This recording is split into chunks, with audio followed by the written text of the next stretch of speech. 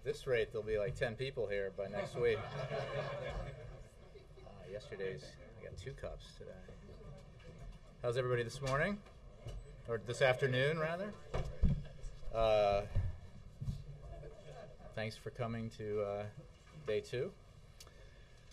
All right, I just have a couple of things I want to start with. Some of you have asked, so I just thought I'd throw it out there at the top that the President and First Lady have both filled out their absentee ballots, and those are being mailed to Chicago. I won't, so they're exercising their franchise and are glad to do it, but I won't be giving copies of those ballots, so you don't need to ask for that. Second announcement is, let me just get through this. The second announcement is the White House is pleased to confirm that President and Mrs. Obama have accepted the invitation of Her Majesty the Queen and will travel to the United Kingdom for a state visit on May 24th through the 26th of this year. This trip will be President Obama's first European state visit, a sign of the strength of the special relationship between our two countries and of the United States' enduring commitment to its European and NATO allies and partners. Further details of the trip will be made available at a later time. I hope you all can join us. I'm not quite done. One more thing I'd like to say at the top. Hold on, please. Believe me, I'll take questions. But I just wanted to note, I meant to yesterday, and I admit I was a little preoccupied. I meant to note yesterday that it was the 25th anniversary, I believe, for Peter Mayer. Is he in the house? No, he's Air Force One today. Oh, okay. So I just want to say that 25 years covering the White House. He was here when I got here, first covered the White House in spring of '93, and he was already a grizzled veteran. But I wanted to recognize that because it's a great tenure for. He started at 12. Yeah, right. And with that, let's start the briefing, Mr. Feller. Thanks, Jay. I wanted to ask you about Bahrain. Can you give us the President's personal reaction to what's happening there, the crackdown in which men and women have been beaten and shot simply for protesting? I spoke with the President not long ago about this before his lunch, and his view is that we oppose the use of violence by the government of Bahrain, just as we oppose the use of violence by other governments in the region against peaceful protesters. We offer condolences to the families of those who were killed and injured.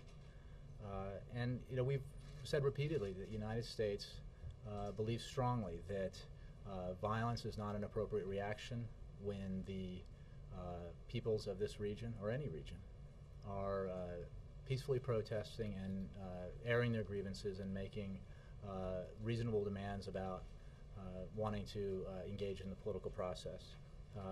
We believe that people have universal rights, including the right to peaceful assembly. So we continue to urge the government of Bahrain to show restraint in responding to peaceful protests.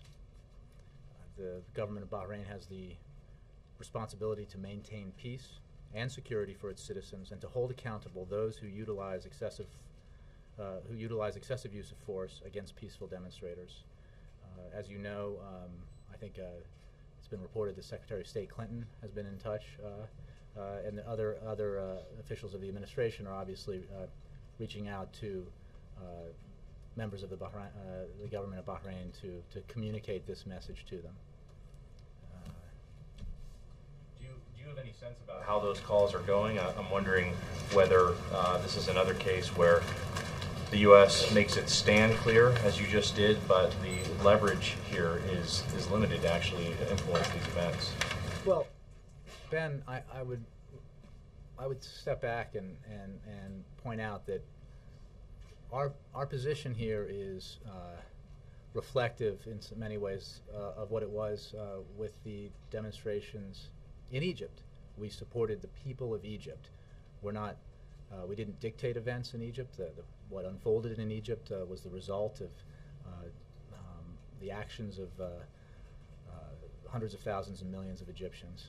And we're not looking to dictate events or outcomes, but we are making clear what our position is, because we believe, and the President said as long ago as his speech in Cairo, that the governments in the region need to be more responsive to their peoples in order to live up to the hopes and dreams of their people, and also to that instability comes from not responding to the legitimate grievances and democratic aspirations of their people. What gives you any confidence that making clear what your position is going to have an effect? Look, this is a process that, again, is about the people, in this case of Bahrain. Our position is clearly stated, and it is applicable to countries throughout the region. And again, as with other countries, we're not looking to dictate events, but we are making very clear the values that we hold. And then finally, one last one. I'm sorry. On the Fifth Fleet, any contingencies being made for that? I don't have anything for you on that at all, Ben. Hey, Yes. we're seeing protests in many countries across the region. How does the White House analyze what is going on? Are we witnessing a full-scale revolution across North Africa and the Middle East? Well, each country is different. Each country has different traditions, Steve. And there is a commonality, clearly, to some of the demonstrations and the unrest we've seen, and it's reflective of a yearning by the peoples of the region, the peoples of these countries, to have a greater participation in the political process in their countries. And we support that, and that's why we have urged the governments in the region for a long time now to respond and get ahead of that, those demands and those aspirations expressed by their peoples, and respond to it and open up their societies in a way that will allow those countries to become more prosperous and their people to improve their lot in life. In the case of Egypt, you were very vocal in calling for a peaceful transition there. Are you anywhere close to doing that for Bahrain or any of these other countries?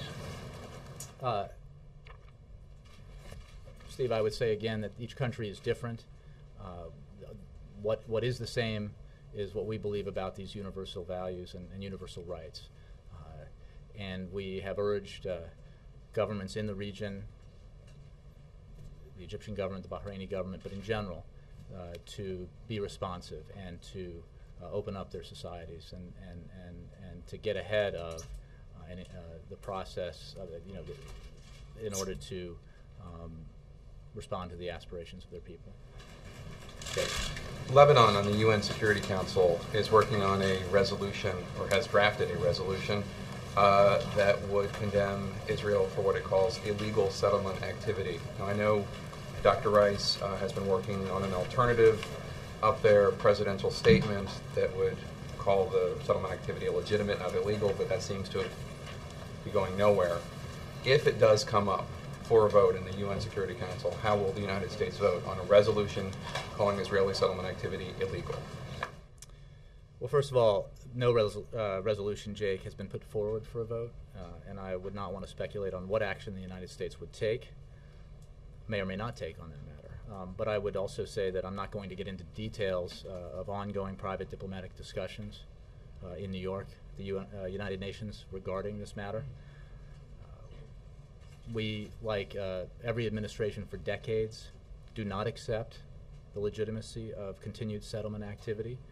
We believe their continued expansion is corrosive not only to peace efforts and a two-state solution, which we strongly support, but to Israel's future itself. And finally, we have long said that we believe direct negotiations are the only path through which the parties will ultimately reach an agreement.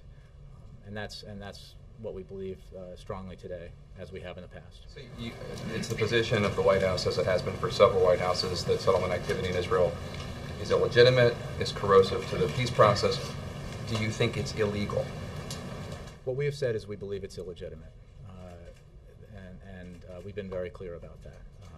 And we also believe that the best forum for making progress in the negotiations in the peace process is in direct negotiations between the Israelis and the Palestinians in order to reach that goal of a two-state solution with security for both states, and that it's far better to pursue that path than others.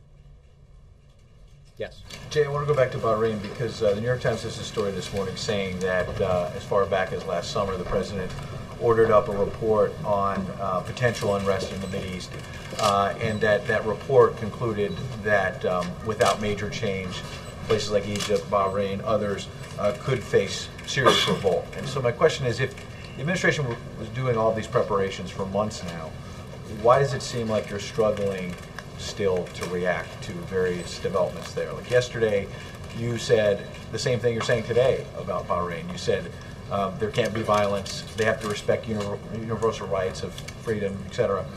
And then they had a government crackdown overnight and didn't listen to you. So if you're doing all these preps, why are you still struggling here? Well, Ed, I definitely do not accept the idea that we're struggling. I think if you look at the way that the events in Egypt unfolded and the consistency of our message in public and in private, that was, we believe, the right way to handle that situation. And I'm sure that along the way, as the President mentioned, there were questions to my predecessor and others about why haven't you resolved this today, or why didn't what you say yesterday produce a result overnight. And I would remind you again that this is not a process that we're looking to dictate, but we can make clear our position and express our support for the people in the region who are peacefully demonstrating and asking for their voices to be heard. And that's what we're doing with Bahrain and with all the countries in the region that are experiencing this unrest. We're being very consistent about where we stand. And I really think that in a moment like this, with such incredible events unfolding, 24 hours is a pretty short time period to expect things to change. But does that mean that you can allow another 24 hours of the government cracking down, beating people, killing people, journalists getting caught in the crossfire? Yeah, we've made very clear our opposition. I think I at the top of this daily briefing, expressed our strong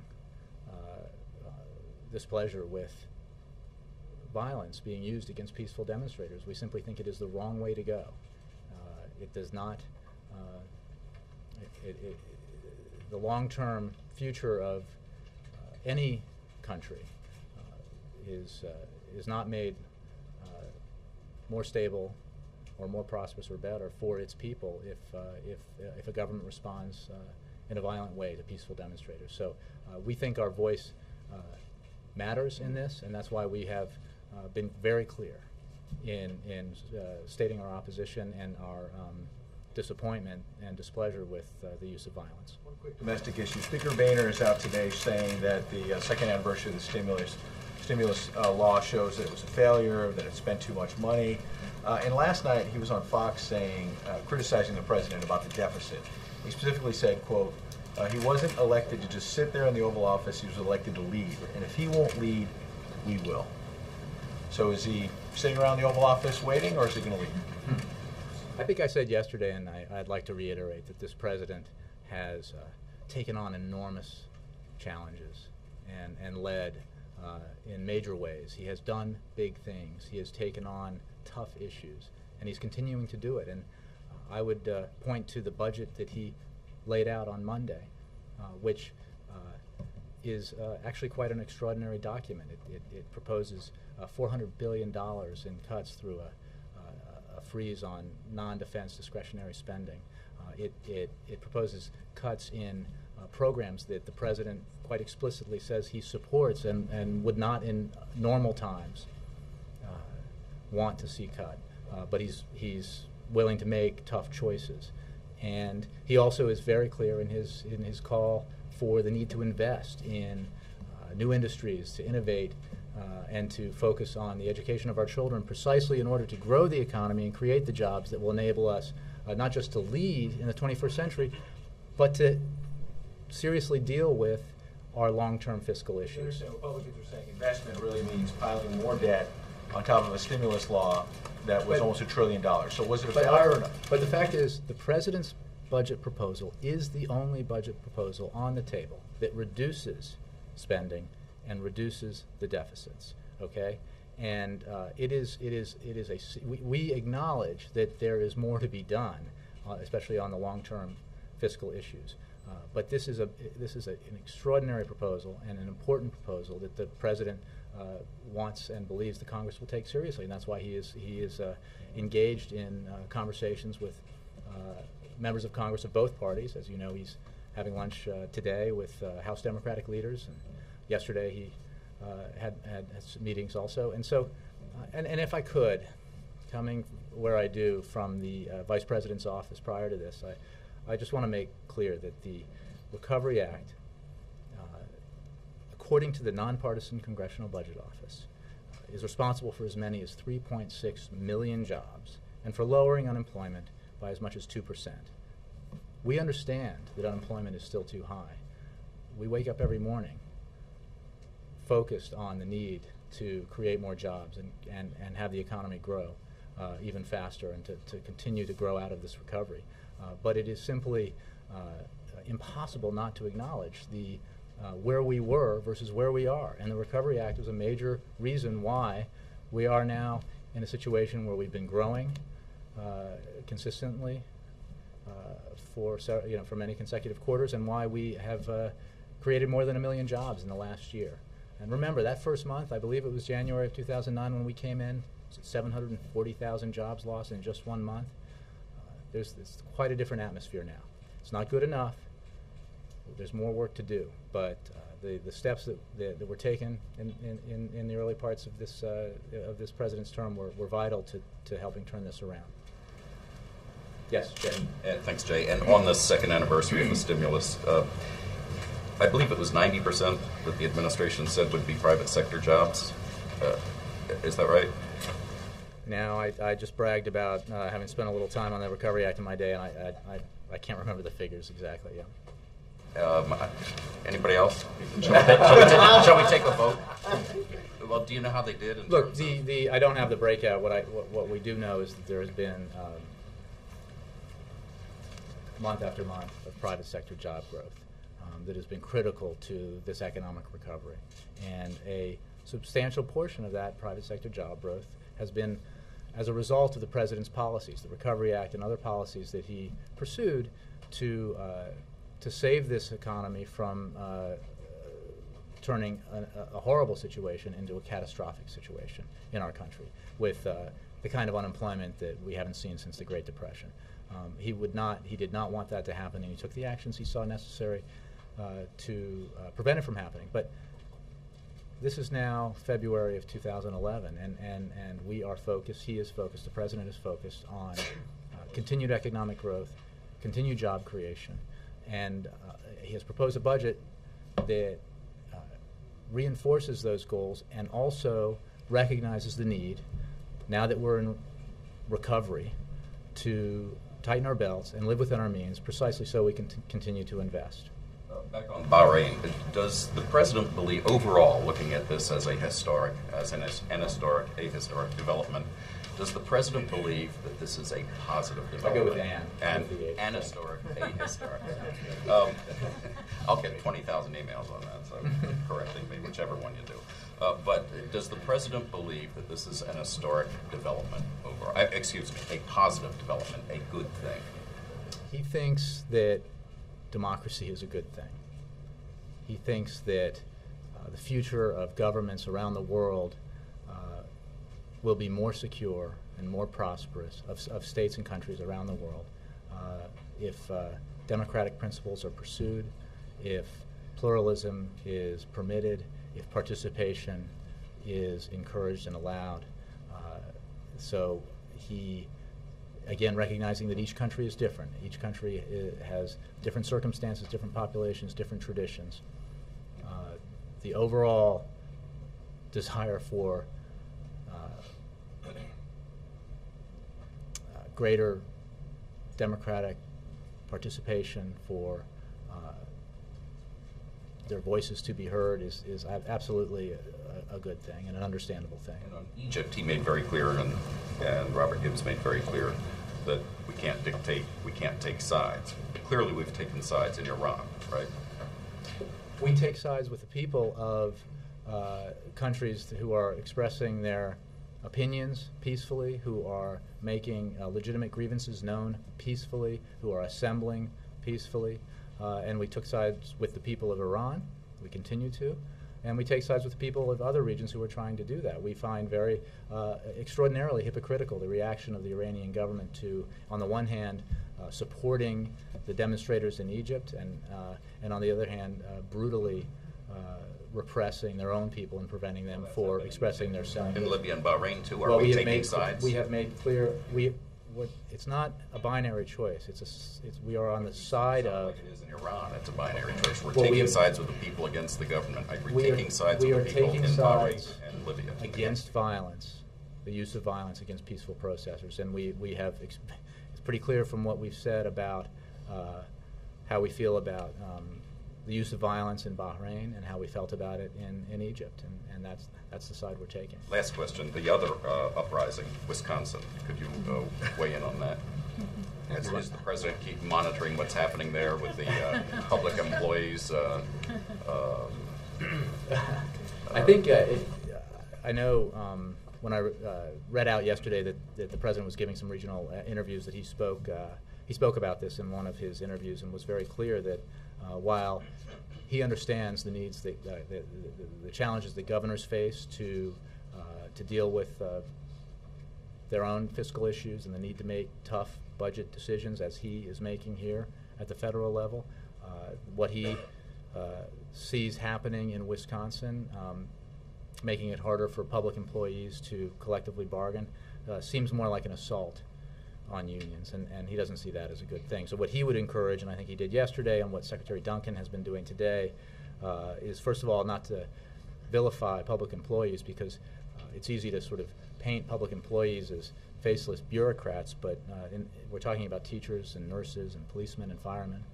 And he believes, the president believes, Secretary of Education believes that the best way to deal with this is for people to address these problems by sitting down at the table to collaborate and work out a solution. Taking sides on that one. I think he expressed his opinion directly. He got it from the president himself yesterday. Mike. Jay, was the stimulus package oversold up front? The stimulus package, the Recovery Act,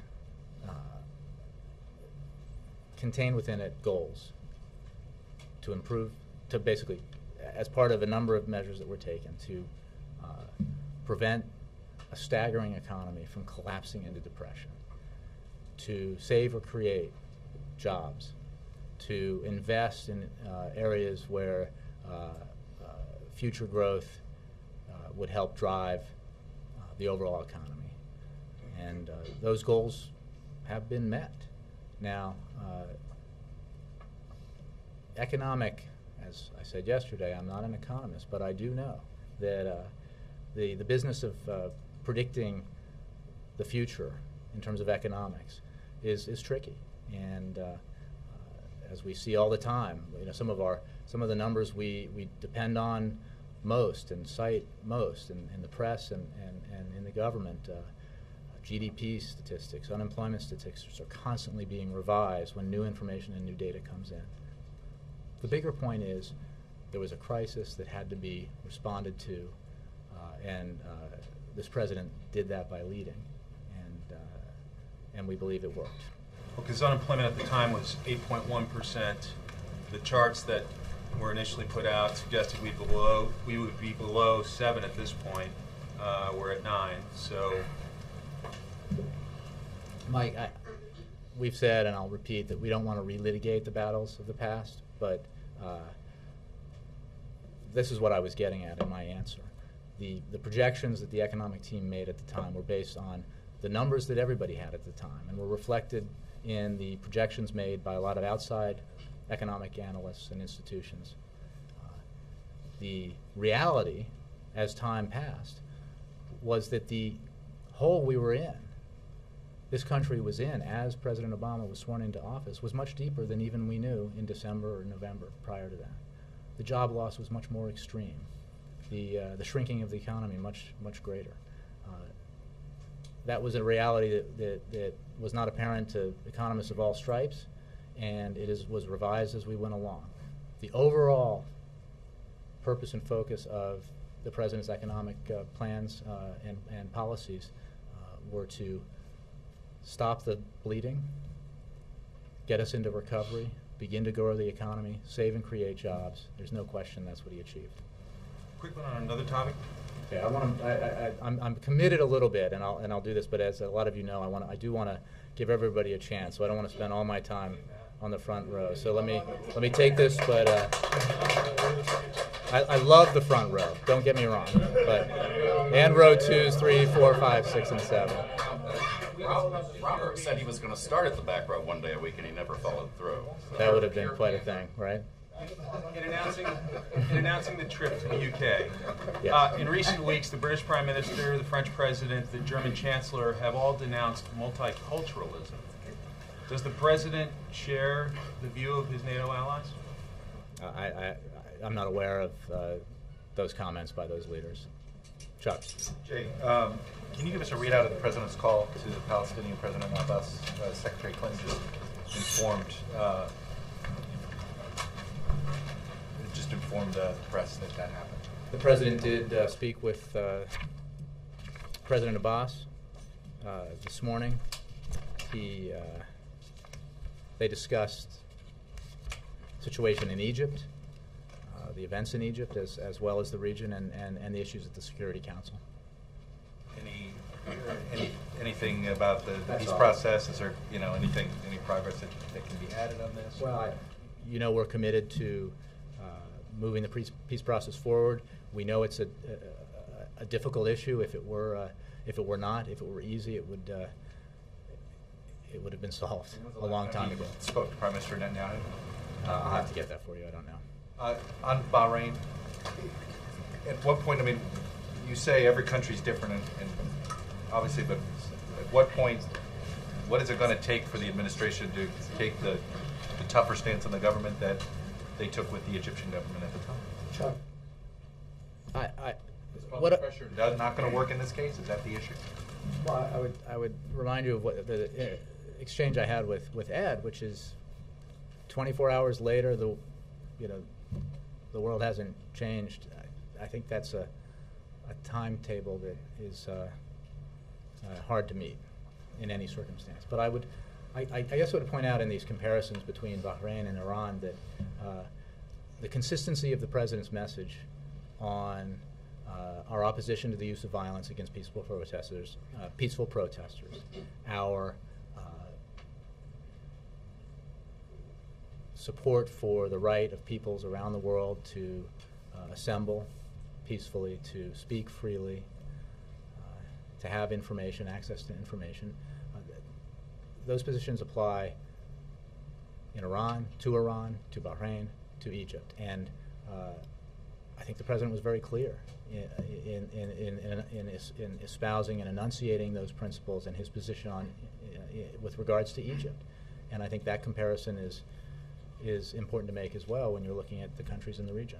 And quickly on Florida, on the Florida decision on the high-speed rail, there's a report out there in Huffington Post that says the Obama administration is considering finding a way. You're not going to move the money now right away from Florida to California, New York, Washington, that you're looking for a federal government way to still put this plan in place in Florida. Can you confirm that? Is that true? What more can you tell us about what Secretary LaHood is up to?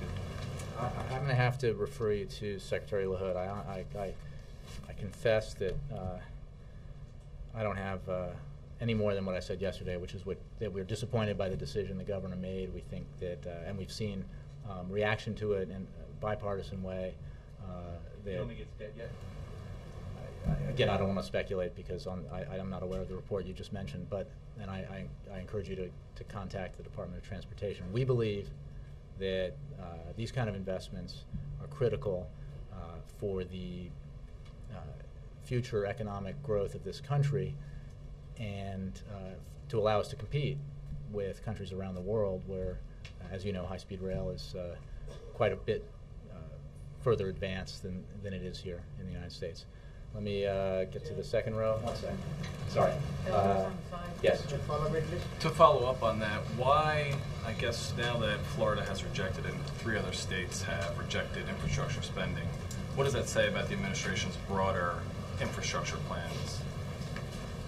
Well, our support for these plans, we as the president could not have been clearer in the State of the Union about the absolute importance of investing in infrastructure in order to allow us to compete and win the future in the 21st century. The decisions by individual states are the decisions they can certainly make. We think we don't support those decisions because we think it's harmful to the economic growth of those states, and certainly there are other states that are eager to participate in these programs. I know that the high-speed rail in particular was heavily oversubscribed in terms of the states that wanted to participate. And a follow-up, yeah. actually. The president's budget included a 6-year, about $500 billion plan on infrastructure spending, but doesn't say how that's going to be paid for. How is it going to be paid for? You're talking about the surface transportation. Yeah. The fact is that in this area there has long been bipartisan support for the funding of our highways, roads, and ports, and in this case some airport spending. And we believe that that's necessary again for the continued growth of the economy and for the platform that's needed to move goods and people around the country in a way that's competitive. It's very hard to win the economic battles of the 21st century with third-rate or third-class infrastructure. But why not lay out a plan to pay for it? This is something that will be worked out, we're confident, in a bipartisan way, because it has to be paid for. We made that very clear, and if it's not, then the decision will be made that it's okay to have third-class infrastructure, which we don't think is a wise choice for our economic future. What ideas are on the table? I'm not going to negotiate that from here, but I think as I've said, it has to be a bipartisan agreement, as it has so often in the past. Let me move on. Yes. Let me ask about the what happened to this part of the road? Oh, you know, I'm going to squeeze from the outside. You know, Mark, you're in my old seat. Did you know that? I haven't been in your seat in a while. No offense. True enough. Yes. The House work on the continuing resolution, Speaker Boehner says, look, that's fine, we're going to get what we passed done this week. Obviously, the Senate's not going to take it up till next week. End of next week is the deadline, and Boehner apparently is saying that there is not going to be another CR unless there is some substantial budget, substantial spending reductions in there. Is this brinksmanship now? Brinksmanship? Well, as I think I said yesterday, we are committed, the President is committed to cutting spending and reducing the deficit. That's why he put forward a tough budget. It's important that we address the budget like any family would. You've got to live within your means in order to have the money you need to invest, to pay for your child's college education, to fix, as a president, I've heard him say anyway, fix a leaky roof or a broken boiler. We've also made clear that we can't support arbitrary or irresponsible cuts that affect the essential functions of the government or hurt our ability to grow the economy, create jobs. That would be unbelievably counterproductive. Because we need to grow the economy and create jobs in order to out-educate, out-build, and out-innovate the rest of the world, as you've probably heard.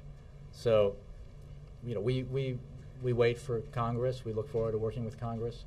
The President looks forward to working with Congress on the continuing resolution and on his budget and the other issues on the table. Deadline's the end of next week. Is there any prospect that this is going to be this bipartisan agreement that you're looking for between now and next week?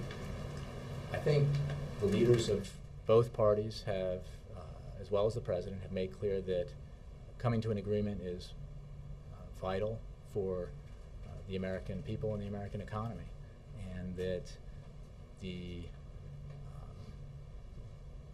well, I'll leave it at that. I can point you to the statements that Speaker Boehner and others have made about the need to do that. Yes?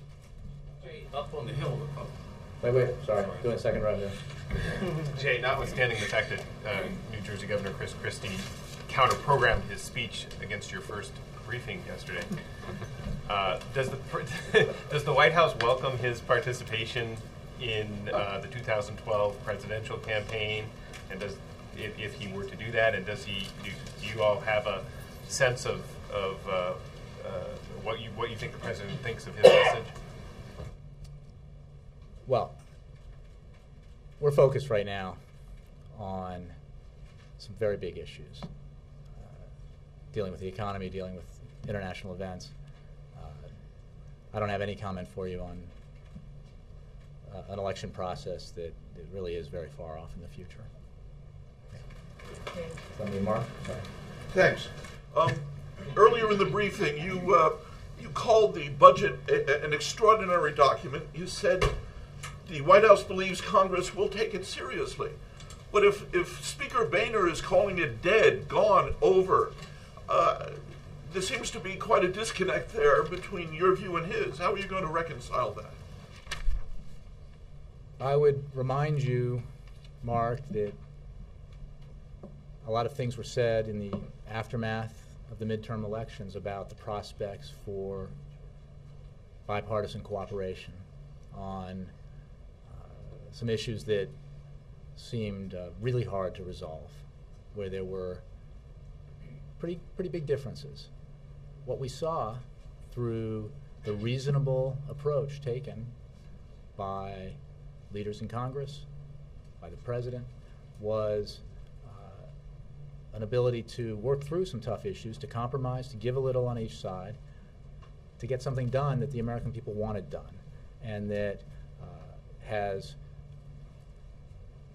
improved our prospects for growing the economy this year, has increased the amount of money that Americans have in their paychecks right now, and has positioned us better for growing in the future, and positioned us better, more broadly speaking, in terms of the environment that we're in, for more bipartisan cooperation and compromise. We believe that's possible. We believe that there is enough common ground, an agreement on the need to grow the economy and create jobs, to be responsible and cut spending, that we can find common ground and get it done. That's what the American people want us to do. There was no clearer message that was sent in the midterm elections than that.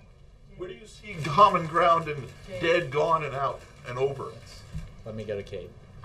What does the president want to get out of tonight's meeting with executives? Is he going to specifically ask them to take an active supporting role for his education and research agenda? Is corporate tax reform going to come up? As you know, I think I mentioned yesterday that you're talking about the dinner tonight in California. He's going to gather a group of business leaders to talk about technology and innovation. I mean, this is a part of our economy that has been a huge contributor to economic growth in the last several decades, and we expect will continue to be.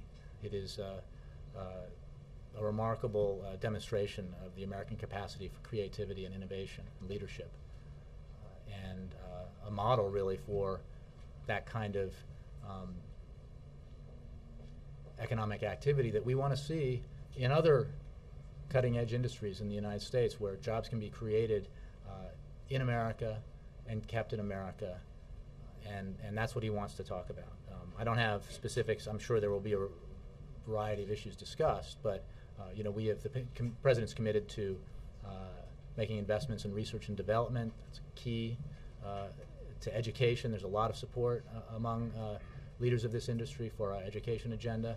It's a great need in the technology industry for well-educated, appropriately educated Americans in science and technology, engineering, and math.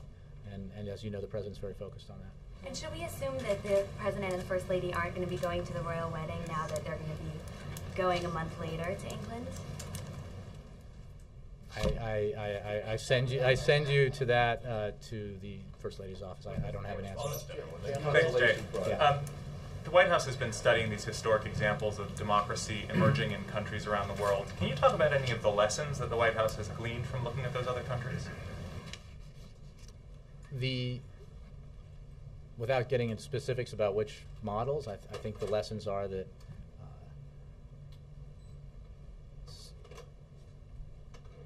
you want governments, opposition movements, civil society to come together and to work out the changes that can bring about greater democracy, greater pluralism, greater participation around the table in negotiations, rather than in any violent way.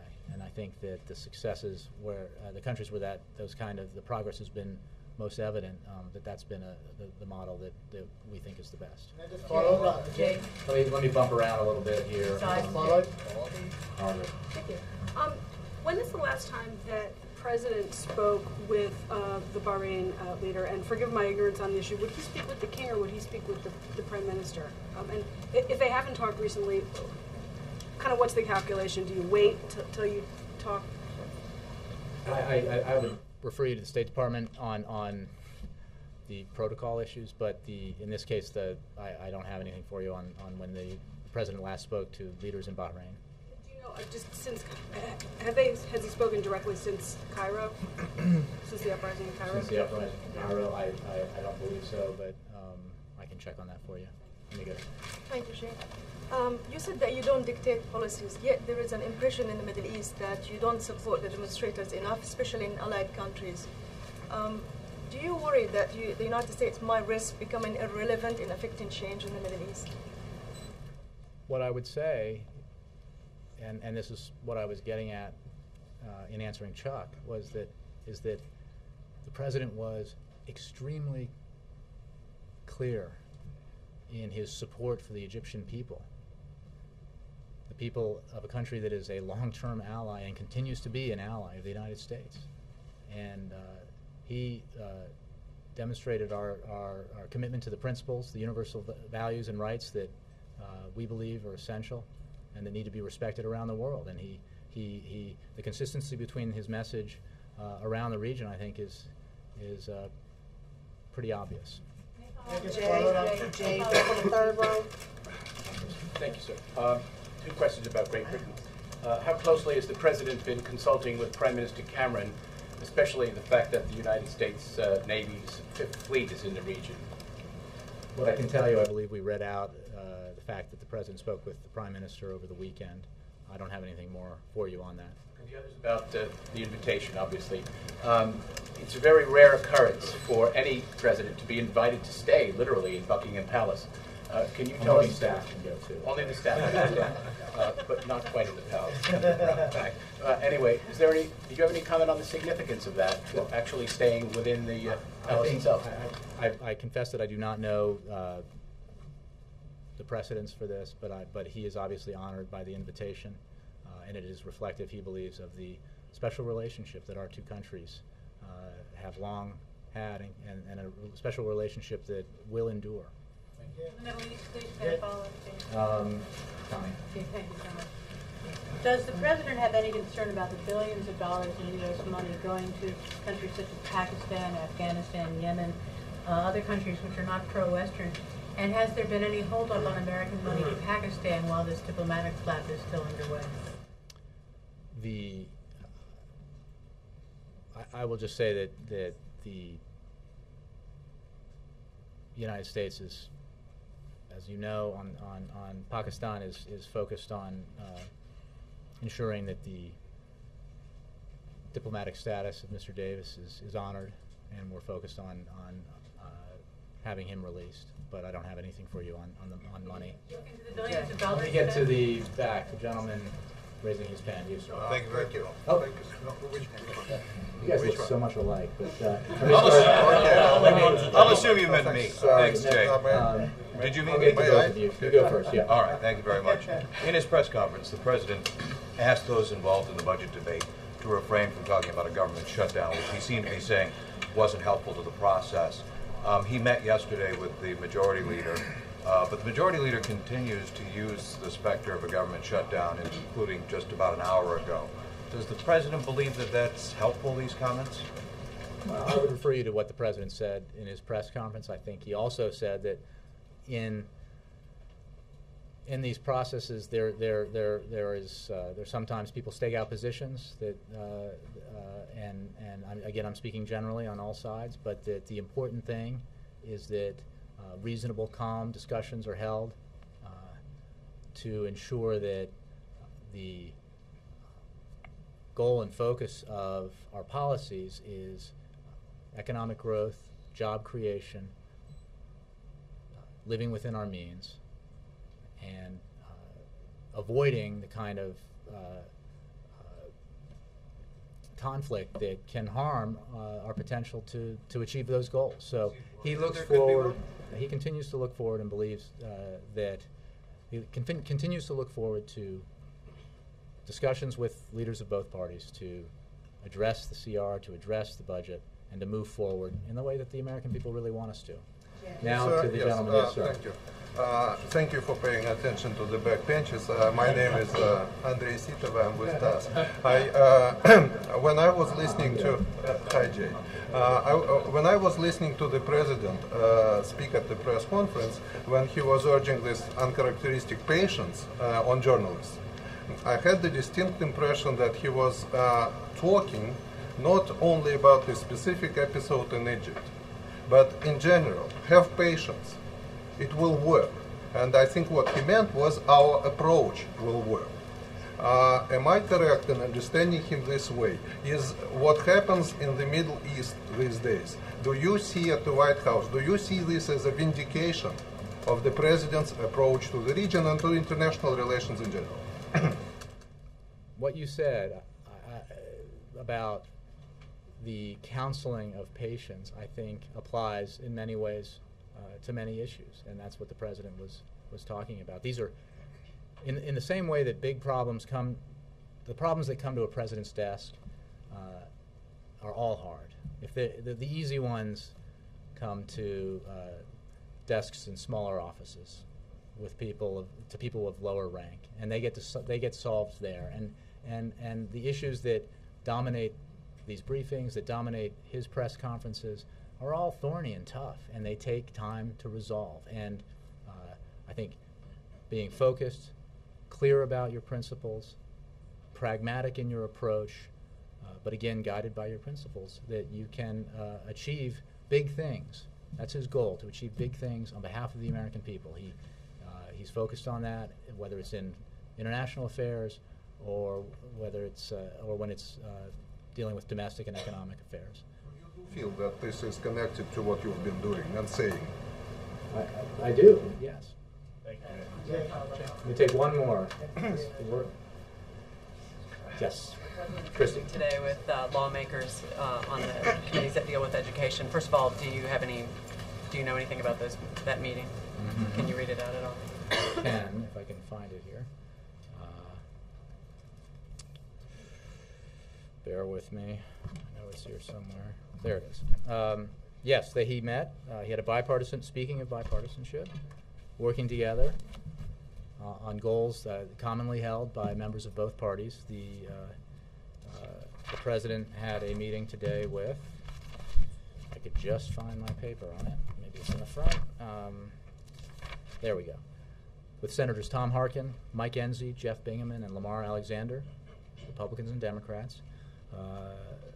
In that meeting, the president reiterated his strong belief that the nation's economic future is being decided every day in classrooms across the country, and that reforming education through the reauthorization of the Elementary and Secondary Education Act is a key priority this year. As you know, education is an absolute priority of this president, and his commitment to reform is really quite profound. During the bipartisan meeting, the President discussed his desire to find common ground on the need to redefine the federal role in education so that it is more flexible and better focused on responsibility, reform, and results. He discussed raising expectations for students and schools, boosting teacher effectiveness, and providing greater flexibility to support innovation and improvements throughout public education, including fostering a race to the top in our schools and providing incentives and rewards to help students make significant strides and to succeed. The President looks forward to continuing this vital bipartisan work to ensure America's students have the skills they need to out-educate and out-compete the world and win the future. And I'll add a little bit, it was a good meeting. Did he restate his position on vouchers, public school vouchers, private school vouchers? As you know, the President, I don't know that he that came up, but the President has been pretty clear that he doesn't believe that vouchers are a long-term solution to our education reform needs. Given that is so important to the House Republicans, is the President hopeful that there can be a meaningful education reform, a real reopening and overhaul of No Child Left Behind? The President believes that legislation needs to be addressed and fixed and improved. And he believes that the track record of bipartisan support for his education initiatives and the bipartisan support in general for education reform along the lines that he supports is very encouraging in terms of our ability to get something done this year. I'm going to end it there. No compromise on vouchers? Well, I said what his position is, but that's all I have. Thanks very much, guys. I am going to California with the President. I'm very disappointed you're all not coming. I know some of you are, but I will gaggle on the flight in the morning. Thanks. Thank you.